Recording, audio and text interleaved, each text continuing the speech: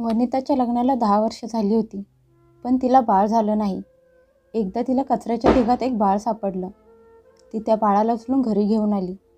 त्या बाळाला बघून तिचा नवरा तिच्याशी भांडायला लागला आणि म्हणाला, कुणाचं पाप घेऊन आली आहेस? त्याला बाहेर फेकून दे. पण वनिताने त्या बाळाला सांभाळायला सुरुवात केली. तिचा नवरा महेश त्या बाळाला शिव्या द्यायचा. पण काही वर्षानंतर तिच्या नवऱ्याला कॅन्सर झाला. डॉक्टर म्हणाले, जर या मुलाचा बोन मॅरो मॅच झाला तर तुमच्या नवऱ्याचा जीव वाचेल. जेव्हा त्या मुलाच्या सगळ्या टेस्ट केल्या तेव्हा ते रिपोर्ट बघून सगळ्यांना धक्काच बसला. कारण तो मुलगा तर. वनिता, काही व्यवस्था झाली की नाही? माझा जीव वाचण्याचा काही चान्स आहे का नाही? का मी जगण्याची आशा सोडून देऊ? महेश उदास स्वरात त्याच्या बायकोला वनिताला म्हणाला. ते ऐकून वनिताने मान खाली घातली. आता ती तिच्या नवऱ्याला काय सांगणार की त्याचा जीव वाचवण्यासाठी डॉक्टरांनी कुठला उपाय सांगितला आहे? महेश तिचा नवरा होता. त्याच्यावर तिचं खूप प्रेम होतं. त्याला खूप वाईट सवयी होत्या. तरी पण तिला असं वाटत नव्हतं की त्याला काहीतरी व्हावं. पण ती लाचार होती. तिच्या नवऱ्याला रक्ताचा कॅन्सर होता. डॉक्टर बोलले होते, जर तुमच्या मुलाचा बोन मॅरो मॅच झाला तरच तुमच्या नवऱ्याचा जीव वाचेल, नाहीतर नाही. आता बिचारी नवऱ्याच्या मुलाचा बोन मॅरो कुठून आणणार? कारण त्या दोघांना कधीच बाळ झालं नव्हतं. कितीतरी वर्ष त्यांनी बाळाची वाट बघितली, पण आई बाबा व्हायचं सुख त्यांच्या नशिबात लिहिलं नव्हतं. ती तिच्या विचारात मग्न होती. तेवढ्यात तिच्या 11 वर्षाच्या प्रतीकने विचारलं, आई, बाबांना काय झालं? मुलाचा आवाज ऐकून वनिता विचारातून बाहेर आली. त्याचा प्रश्न ऐकून ती उदास झाली. ती त्या लहान जीवाला काय सांगणार की त्याच्या बाबांना काय झालं आहे आणि डॉक्टर काय बोलले होते? ते तरी ती त्याला कशी समजावून सांगणार होती? तरी पण तो विचारत होता. प्रतीक 11 वर्षाचा झाला होता. खूप हुशार होता. त्याला सगळ्या गोष्टी खूप चांगल्या कळत होत्या. इथपर्यंत की त्याला त्याच्या जन्माबद्दल पण सगळं सत्य माहीत होतं. वनिता म्हणाली, बाळा, बाबांना काही झालं नाही. थोडा ताप आला आहे. त्यांच्यासाठी खूप महाग औषधं हवी आहेत आणि ती घेण्यासाठी माझ्याजवळ पैसे नाहीत. हे ऐकून प्रतीक हसायला लागला आणि म्हणाला, आई, एवढ्या छोट्याशा गोष्टीसाठी तू एवढी टेन्शनमध्ये बसली आहेस? मला सांगायचं होतं, मी आत्ता तुला पैसे आणून देतो. त्याचं बोलणं ऐकून वनिता चकित होऊन त्याच्याकडे बघायला लागली आणि म्हणाली, तुझ्याकडे एवढे पैसे कुठून आले की तू बाबांसाठी औषधं घेऊन येशील? प्रतीक म्हणाला, आई, आजपर्यंत तू मला जे खर्च करायला पैसे देत होतीस ना, ते मी तसेच साठवून ठेवले आहेत. त्याशिवाय मी शाळेच्या मधल्या सुट्टीत कॅन्टीनमधल्या काकांना कामात मदत करतो. त्यामुळे ते पण मला माझ्या कामाचे पैसे देतात. त्यामुळे आता माझ्याकडे 1000 रुपये साठले आहेत. हे ऐकून वनिता आवासून त्याच्याकडे बघायला लागली. तिच्या मुलांनी 1000 रुपये जमा केले होते. तिने प्रतीकला मिठी मारली आणि म्हणाली, तुझे पैसे तू तुझ्याजवळच ठेव. तुझ्या बाबांना औषधांची नाही तर बोन मॅरोची गरज आहे. त्यांना ब्लड कॅन्सर झाला आहे.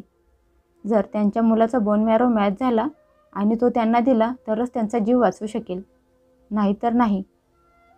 प्रतीक विचार करायला लागला आणि मग म्हणाला, आई, तू असं कर, माझा बोन मॅरो बाबांशी मॅच होतो का ते बघ. ते ऐकून वनिता म्हणाली, नाही बाळा, तुझा मॅच होणार नाही. तू जाऊन तुझा अभ्यास कर. वनिताने त्याला टाळलं आणि प्रतीक हो म्हणून अभ्यास करायला निघून गेला. वनिताच्या मनात एक वादळ उठलं होतं आणि तिचा नवरा दिवसेंदिवस अशक्त होत होता. त्याचा चेहरा सुकला होता. डोळ्यांच्या खाली काळी वर्तुळे पडली होती. महेश खुश आहे असं दाखवण्याचा प्रयत्न करत होता, पण वनिताला माहीत होतं की त्याच्या मनात किती भीती बसली आहे. वनिता सगळा दिवस दवाखान्यात फेऱ्या मारत असायची. डॉक्टरांशी चर्चा करत असायची. औषधे आणून द्यायची. तरी पण तिच्या मनाला शांती मिळत नव्हती. तिच्या मनात एकच गोष्ट चालू होती की काहीतरी चमत्कार व्हावा आणि तिच्या नवऱ्याचा जीव वाचावा. त्या दिवशी वनिता औषधे टेबलवर ठेवत होती. तेवढ्यात प्रतीक खोलीत आला. त्याच्या चेहऱ्यावर गंभीरपणा होता, जी या वयातल्या मुलांमध्ये खूप कमी दिसत असतो. तो येऊन आईच्या जवळ शांत बसला आणि म्हणाला, आई, बाबांना कॅन्सर तर झाला आहे आणि त्यावर उपाय पण आहेत. बाबा आपल्याला सोडून कुठे जाणार नाहीत. तू काळजी करू नकोस. प्रतीक खूप निरागसपणे म्हणाला, त्याचं बोलणं ऐकून वनिता काही वेळ सुन्न झाली. ती म्हणाली, तुला ही गोष्ट कुणी सांगितली? प्रतीक म्हणाला, मी स्वतः बाबांच्या तोंडातून ऐकलं आहे. ते सारखे बोलत असतात की आता माझ्या आयुष्यात थोडेच दिवस उरले आहेत. वनिता त्याच्या केसावरून हात फिरवत म्हणाली, बाळा, तू अजून लहान आहेस, याचा विचार करू नकोस. पण प्रतीक हट्ट पकडून बसला होता की आई, माझा बॉन मॅरो बाबांशी मॅच झाला तर त्यांचा जीव वाचेल. तू माझ्या टेस्ट कर, मला सुईची भीती वाटत नाही. हे ऐकून वनिताच्या काळजात कुणीतरी चाकू खुपसल्यासारखं झालं. तिच्या डोळ्यासमोर त्या 11 वर्षापूर्वीच्या भूतकाळातल्या आठवणी यायला लागल्या. तिला तो दिवस आठवला. त्या दिवशी रात्री भयानक पाऊस पडत होता. वीज चमकत होती. वनिता घरी निघाली होती तेव्हा रस्त्यात कचऱ्याच्या ढिगात तिला रडण्याचा आवाज ऐकू आला. तशी ती पळत त्या आवाजाच्या दिशेने गेली. एका कपड्यात गुंडाळलेला चिमुकला जीव रडत होता. ते दृश्य बघून तिचं मन शहारलं. ती विचार करायला लागली की ज्याला देव देत असतो त्याला त्याची किंमत नसते आणि ज्याच्याजवळ नाही तो त्याच्यासाठी तडफडत असतो. तिने ते बाळ उचलून घरी आणलं. त्या बाळाला बघून तिच्या नवऱ्याने रागाने सगळं घर डोक्यावर घेतलं आणि म्हणाला, कुणाचं पाप उचलून घरी घेऊन आले आहेस? त्याला आत्ताच्या आत्ता बाहेर फेकून दे. पण वनिताचं मन यासाठी तयार झालं नाही. ती नवऱ्याला म्हणाली, हे पाप नाही, माझं बाळ आहे. त्या दिवसापासून प्रतीक तिच्या काळजाचा तुकडा बनला. लग्न झाल्यापासून ते दोघं नवरा बायको मुलासाठी तरसत होती आणि आता जर देवाने त्या मुलाच्या रूपात तिची कूस भरली आहे तर ती त्याला नकार देऊ शकत नव्हती. हे गरजेचं नाही की स्वतः जन्माला घातलेल्या बाळाकडूनच आईच्या प्रेमाची तहान भागवली जाईल. आईचं प्रेम तर दुसऱ्यांच्या बाळाला पण देता येतं. आणि प्रतीक एवढा निरागस होता की त्याच्याकडे बघता क्षणी त्याच्यावर प्रेम यायचं. वनिताने त्या बाळाला स्वतःच्या आयुष्यातला हिस्सा बनवायचा निर्णय घेतला. नवऱ्याने खूप त्रास दिला, तिच्यावर चिडला, पण तिच्यावर निर्णयावरून ती हटली नाही. कितीतरी वेळा या भांडणात महेशने वनितावर हातसुद्धा उचलला होता, पण वनिताने कशाचीही पर्वा केली नाही. तिच्या मनातले आईचे प्रेम जागे झाले होते. तिने त्या अनाथ बाळाला स्वतःच्या पदरात लपवून ठेवलं. त्याच्यावर खूप प्रेम करत होती, त्याला वाढवत होती. ते बाळ तिचं सगळं जग बनलं होतं. पण महेश प्रत्येक वेळी त्या बाळाकडे घृणास्पद नजरेने बघत असायचा. कधीतरी त्याला कुणाची तरी नाजायज अवलाद म्हणून शिव्या द्यायचा. हे ऐकून वनिताचे मन खूप दुखत असायचे, पण ती तिच्या नवऱ्याचे विचार तर बदलू शकत नव्हती. आता तोच मुलगा त्याला स्वतःचे बॉन मॅरो द्यायला तयार झाला होता. वनिता म्हणाली, बाळा, हे एवढं सोपं नसतं. खूप टेस्ट कराव्या लागतात, इंजेक्शन लावावे लागतात, या सगळ्यात खूप त्रास होतो. हे ऐकून प्रतीक हसला आणि म्हणाला, आई, हे सगळं करून जर बाबा वाचणार असतील तर मला त्रास झाला तरी चालेल. तू डॉक्टरांशी बोलून घे. तिने लाचार होऊन त्याच्याकडे बघितलं, पण मनाच्या कुठल्या तरी कोपऱ्यात एक भीती बसली होती की जर टेस्ट केल्या तर प्रतीकचे सत्य सगळ्यांच्या समोर येईल आणि नाही केल्या तर तिचा नवरा मरेल. एक आई आणि एक बायकोच्या मनाचा निर्णय तिच्यासाठी खूप मोठी परीक्षा होती. दुसऱ्या दिवशी ती महेशसोबत दवाखान्यात गेली. त्याची अवस्था खूप बिघडत चालली होती. डॉक्टर म्हणाले, जर यांना लवकरात लवकर डोनर मिळाला नाही तर आम्ही काहीच करू शकत नाही. वनिता म्हणाली, डॉक्टर, याची टेस्ट करून बघा, मॅच होतात का? डॉक्टर लगेच तयार झाले. डॉक्टर म्हणाले, हा तुमचा मुलगा आहे? वनिता म्हणाली, हो, हा माझा मुलगा आहे. टेस्ट करताना प्रतीक खूप घाबरला होता, पण आईच्या चेहऱ्याकडे बघून हसत असायचा. तो सगळा दिवस दवाखान्यात निघून गेला. वनिताच्या काळजाचे ठोके चुकत होते. एक क्षण तिला वर्षासारखा वाटत होता. लवकर रिपोर्ट यावेत आणि कळावं की त्याचा बॉन मॅरो मॅच झाला का नाही. पण तिच्या मनात 1% पण आशा नव्हती की प्रतीकचा बॉन मॅरो तिच्या नवऱ्याशी मॅच होईल. पण मनात कुठेतरी इच्छा होती की मॅच व्हावा. संध्याकाळी डॉक्टर रिपोर्ट घेऊन आले तर त्यांच्या चेहऱ्यावर आनंद होता. आल्याला अभिनंदन करत म्हणाले, तुमच्या नवऱ्याचा जीव आता वाचू शकतो. जवळजवळ 99% मॅच झाला आहे. बघितलं का, कधी कधी मुलं पण आईवडिलांचा जीव वाचवण्याचे माध्यम बनतात. फक्त आईवडीलच मुलांना जीवदान देत नाहीत तर कधी कधी मुलं पण देतात. पण या सगळ्या प्रोसिजरमध्ये खूप त्रास होतो आणि तुमचा मुलगा अजून खूप लहान आहे. पण दिसताना तो खूप हिंमतवाला दिसतो. सगळं ठीक होईल आणि देवाच्या मनात असेल तर पेशंटचा जीव पण वाचेल. हे ऐकून वनिताच्या हातातून फाईल खाली पडली. तिने हैराण होऊन डॉक्टरांकडे बघितले. 99% हे कसं काय होऊ शकतं? प्रतीक महेशचा स्वतःचा मुलगा तर नव्हता. तो तर... तिच्या डोक्यात प्रश्नांचं वादळ उठलं होतं. पण ती हळू आवाजात म्हणाली, देवाची कृपा आहे. डॉक्टर गेल्यानंतर वनिता नवऱ्याच्या जवळ गेली. तो बेडवर झोपला होता, पण चेहऱ्यावर हलके हसू होतं. तो तिला बघून म्हणाला, काय म्हणाले डॉक्टर? वनिता हळूच म्हणाली, प्रतीकचा बोन मॅरो मॅच झाला आहे. आता तुम्ही वाचू शकता. महेशने डोळे बंद केले. जणू त्याच्या मनाला शांती मिळाली होती. तो मनात म्हणाला, मला माहीत आहे मला अजून जगायचं आहे. मला माझ्या आयुष्यातल्या खूप चुका सुधारायच्या आहेत. वनिता शांत उभी होती. तिच्या मनात वादळ उठलं होतं. तिला तिच्या नवऱ्याशी काहीतरी बोलायचं होतं, पण तोंडातून शब्द बाहेर येत नव्हते. प्रतीक बाहेर उभा राहून त्या दोघांकडे बघत होता. त्याच्या डोळ्यात चमक होती, जणू त्याने कुठला तरी अवॉर्ड जिंकला आहे. रात्री वनिता खूप वेळ जागी होती. मनात खूप प्रश्न चालू होते. हे कसं काय शक्य आहे? देवाने कुठला चमत्कार केला आहे का? का कुठलं तरी रहस्य असं आहे जे फक्त देवालाच माहीत आहे? तिने डोळे बंद केले आणि तोंडातून आपोआप निघाले, बहुतेक नाती रक्ताने नाही तर मनापासून बनतात आणि मनातून निघालेले शब्द कधीच खोटं बोलत नाहीत. दुसऱ्या दिवसापासून महेशची ट्रीटमेंट चालू झाली. प्रतीक रोज आईसोबत तिथे जायचा. वडिलांचा हात पकडून हसत असायचा. महेशच्या चेहऱ्यावर आनंद दिसायला लागला होता. वनिता रोज देवाचे आभार मानत असायची. महेश आता स्वस्थ झाला होता. आता तो पूर्णपणे स्वस्थ झाला होता. फक्त शरीरात कमजोरी होती. त्याला दवाखान्यातून घरी सोडलं. डॉक्टर बोलले, हळूहळू कमजोरी निघून जाईल. वनिता देवाचे आभार मानून थकत नव्हती, कारण तिच्या नवऱ्याला देवाने जीवदान दिले होते. प्रतीक जो वडिलांना घाबरून असायचा, तो आता न घाबरता त्यांच्याजवळ जात होता, कारण महेश आता त्याच्यावर खूप प्रेम करत होता. तो त्याला मिठी मारायचा, त्याची पप्पी घ्यायचा आणि देवाचे आभार मानायचा की देवाने त्याची प्रार्थना ऐकली. तो वनिताची पण माफी मागायचा, कारण त्याने त्या बाळासाठी तिला खूप त्रास दिला होता. तिच्यावर हात पण उचलला होता, पण त्याच्या बायकोने त्या बाळाला स्वतःपासून लांब केलं नव्हतं. जर त्यावेळी तिने त्याचं ऐकून त्या बाळाला सोडलं असतं तर आज तो जिवंत राहिला नसता. महेश आता पूर्णपणे ठीक झाला होता, पण वनिताच्या मनात तोच प्रश्न अजून घुमत होता.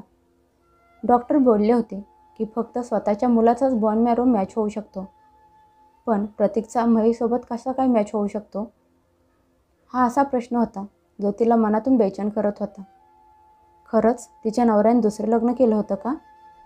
का लग्न न करता कुठल्या तरी बाईला प्रेग्नेंट करून सोडून दिलं होतं? कारण वनिताला माहीत होतं की तिच्या नवऱ्यामध्ये खूप वाईट गुण आहेत. तो जुगार खेळत होता, दारू पित होता, उन्हाळ मित्रांच्या सोबत फिरत असायचा आणि कधीकधी चोरी पण करत असायचा. एवढे सगळे वाईट गुण असूनसुद्धा वनिताने त्याला सोडलं नव्हतं, कारण तो वनिताची इज्जत करत होता. वनिता स्वतःही अनाथ होती. तिला तिच्या काकांनी सांभाळलं होतं. तिच्या काकांनी मुलाची कसलीच माहिती न काढता तिचं लग्न लावून दिलं आणि तिला एखाद्या ओझ्याप्रमाणे डोक्यावरून उतरवून टाकलं. ती लग्न झाल्यानंतर परत काकांच्या घरी जाऊ शकत नव्हती. महेशच्या घरात गरिबी जरूर होती, पण तिथे तिला मानसन्मान, इज्जत मिळत होती. तिथे ती सुरक्षित होती आणि हेच तिच्यासाठी खूप महत्त्वाचं होतं. ते दोघं लग्न झाल्यापासून बाळासाठी आसुसले होते, पण त्यांना ते सुख कधीच मिळालं नाही. मग तिला प्रतीक मिळाला आणि तिने त्यालाच आईचं प्रेम दिलं. तिने त्याला स्वतःच्या मुलाप्रमाणे सांभाळलं. महेशने त्या मुलाला कधीच स्वीकार केलं नाही, कारण तो त्याला नाजायज म्हणत असायचा. पण आता जेव्हा प्रतीकने त्याचा बोन मॅरो डोनेट करून त्याचा जीव वाचवला होता, तेव्हापासून तो त्याच्यावर खूप प्रेम करायला लागला होता. पण तो प्रश्न मात्र त्याच्या जागेवर तसाच होता. प्रतीक महेशचं रक्त नव्हतं, मग त्याचा बोन मॅरो त्याच्याशी कसा काय मॅच झाला?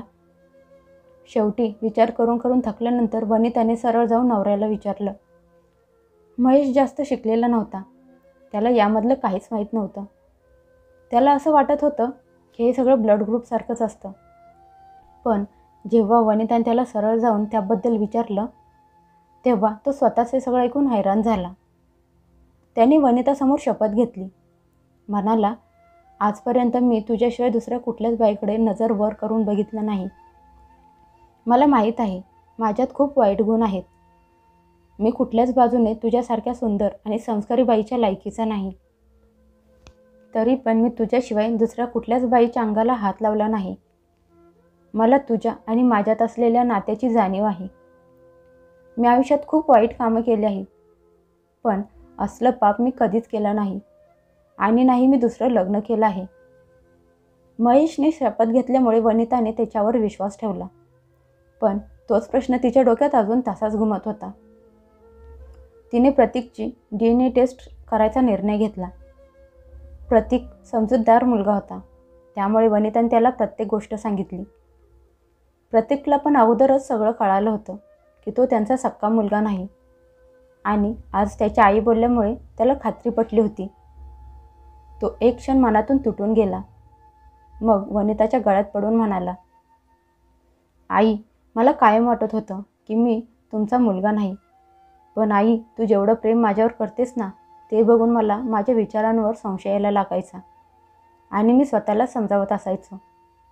पण आज जेव्हा तू मला सगळं सत्य सांगितलंस, त्यामुळे माझ्या मनात तुझ्याबद्दल आदर आणि प्रेम अजूनच वाढलं आहे. मी तुझ्यावर पहिल्यापेक्षा जास्त प्रेम करायला लागलो आहे. आई, तुझे खूप आभार मला नवीन आयुष्य देण्यासाठी. वनिता प्रतीकला सगळं सत्य सांगण्यापासून घाबरत होती की प्रतीक काय विचार करेल, त्याच्या मनाला किती त्रास होईल. पण प्रतीकने खूप समजूतदारपणा दाखवला होता आणि कुठलाच प्रॉब्लेम उभा केला नाही. वनिताला कुठल्याही परिस्थितीत हे जाणून घ्यायचं होतं की प्रतीकचा बोन मॅरो महेशसोबत कसा काय मॅच झाला. काही दिवसांनी टेस्टचे रिपोर्ट आले. ते बघून वनिता हैराण झाली, कारण त्या रिपोर्टमध्ये लिहिलं होतं की DNA मॅच करत नाही. पण प्रतीकच्या ब्लडमध्ये त्या सगळ्या गोष्टी होत्या ज्या महेशच्या ब्लडमध्ये होत्या. वनिता हा विचार करून हैराण होती की हे कसं काय शक्य आहे. महेशने पण ते रिपोर्ट बघितले आणि शांत झाला. त्याच्या मनात एका क्षणासाठी स्वतःबद्दल संशय निर्माण झाला. वनिताने महेशकडे बघितलं तसा तो थोडा वेळ शांत बसला आणि मग म्हणाला, बहुतेक काहीतरी चूक झाली असेल. मी उद्या माझ्या भावासोबत या विषयावर बोलून घेतो. दुसऱ्या दिवशी महेशने त्याच्या भावाला भेटायला घरी बोलावलं आणि सगळे रिपोर्ट दाखवले. ते बघून तो चकित झाला. महेश म्हणाला, सुमित, तुझं आणि माझं रक्त सेम आहे. जर प्रतीकचा बोन मॅरो माझ्याशी मॅच होत असेल, याचा अर्थ प्रतीक आपल्याच खानदानाचा एक हिस्सा आहे. त्याच्या भावाने नजर चोरली. महेश म्हणाला, सुमित, तू माझ्यापासून काही लपवत आहेस का? मला सगळं खरं खरं सांग. सुमित तर अगोदर नकार देत होता, मग त्याचा चेहरा पांढरा पडला. वनिताने खूप वेळा विचारल्यानंतर सुमित म्हणाला, हे खरं आहे. माझ्या 11-12 वर्षापूर्वी एका मुलीशी अनैतिक संबंध होते. ती प्रेग्नेंट राहिली, तरी पण मी तिच्याशी लग्न केलं नाही. मी तिला सोडून दिलं. मला वाटलं ते आपल्या घराच्या लायक नाही. जी मुलगी लग्नाच्या अगोदर कुणासोबत संबंध ठेवत असेल, ती लग्न करण्याची लायकीची असू शकत नाही. हे सगळं बोलताना सुमित कॉलर ताठ करून बोलत होता. पण हे ऐकून महेश रागाने लाल झाला. त्याने उठून भावाच्या एक जोरात कानाखाली वाजवली. त्याच्या डोळ्यात पाणी आलं. तो रागात म्हणाला, तुझी हवस भागवण्यासाठी तू कुणाच्या तरी इज्जतीसोबत खेळला आहेस. एका आईने तू सोडलेल्या बाळाला तिच्या कुशीत घेतलं, त्याला तिच्या प्रेमाची सावली दिली आणि तुला जरा पण लाज वाटत नाही. तुझ्या पापांची सजा एका निरागस बाळाने भोगली. तू जे केलं आहेस ते पापांच्यापेक्षा जास्त अत्याचार आहे. जर तुला त्या मुलीशी लग्न करायचं नव्हतं, तर तिला एवढ्या पुढे पण घेऊन जायचं नव्हतं जिथे ती प्रेग्नेंट झाली. जर ती कुठल्या इज्जतदार घरांची सून होण्याची लायकीची नव्हती, तर तू तरी कुठे लायक होतास? पाप मुलगा करो किंवा मुलगी, त्यात ते दोघे बरोबर भागीदार असतात. सुमित उभा राहून मान खाली घालून रडत होता. महेशने मारलेल्या एका चापटीमुळे त्याला त्याच्या चुकांची जाणीव झाली होती, पण वेळ हातातून निघून गेली होती. तो मनात असून पण प्रतीकच्या खऱ्या आईला शोधू शकत नव्हता. महेश रागात तिथून निघून गेला. नंतर थोड्या वेळाने तो प्रतीकजवळ गेला आणि त्याने त्याला सगळे सत्य सांगितले. प्रतीक शांत झाला. त्याच्या डोळ्यात पाणी होतं. तो उठून महेशजवळ आला आणि म्हणाला, बाबा, मला तुम्ही कधीच याची जाणीव होऊन दिली नाही की मी तुमचं स्वतःचं रक्त नाही. तुम्ही तर प्रत्येक वेळी माझी साथ दिली आहे. जरी तुम्ही प्रत्येक वेळी मला झिडकारलं असेल, पण मला माहीत आहे तुम्ही मला वाढवण्यासाठी कुठलीच कसर सोडली नाही. माझ्यासाठी तुम्ही आणि आईने खूप कष्ट केले आहे. तुम्ही माझ्या खऱ्या बापापेक्षा 1000 पटीने चांगले माणूस आहात. एकाच कुटुंबातले 2 भाऊ आहेत, पण किती वेगळे आहेत. एकाने प्रेमाच्या नावावर कोणाची तरी इज्जत लुटली आणि दुसऱ्याने एका नाजायज मुलावर जेवापाळ प्रेम केलं. महेशने प्रतीकला मिठी मारली. वनिता पण रडत येऊन त्या दोघांच्या गळ्यात पडली. त्या दिवसानंतर सगळ्यांच्या मनातल्या तक्रारी दूर झाल्या. महेशने सगळ्यांच्या समोर त्याची चूक कबूल केली. घरातले सगळे लोक एकत्र जमले होते. कितीतरी वर्षानंतर त्यांच्या घरात आनंद परत आला होता. प्रतीक आता महेश आणि वनितासाठी फक्त त्यांचा मुलगा नव्हता, उलट आयुष्यातले सगळ्यात मोठे गिफ्ट बनला होता. जे कुटुंबातले लोक प्रतीककडे घृणास्पद नजरेने बघत होते, ते आता मान खाली घालून उभे होते. कारण खरी चूक तर त्यांच्याच कुटुंबातल्या माणसाकडून झाली होती. ज्या कुटुंबाच्या नावावर त्यांना गर्व होत होता, त्याच घरातल्या व्यक्तीने त्यांची खोटी शान मातीत मिळवली होती. त्यामुळेच म्हणतात की आपण जेव्हा दुसऱ्यांकडे बोट दाखवतो, तेव्हा उरलेली 3 बोटं आपल्याकडे वळलेली असतात. हे विसरता कामा नये.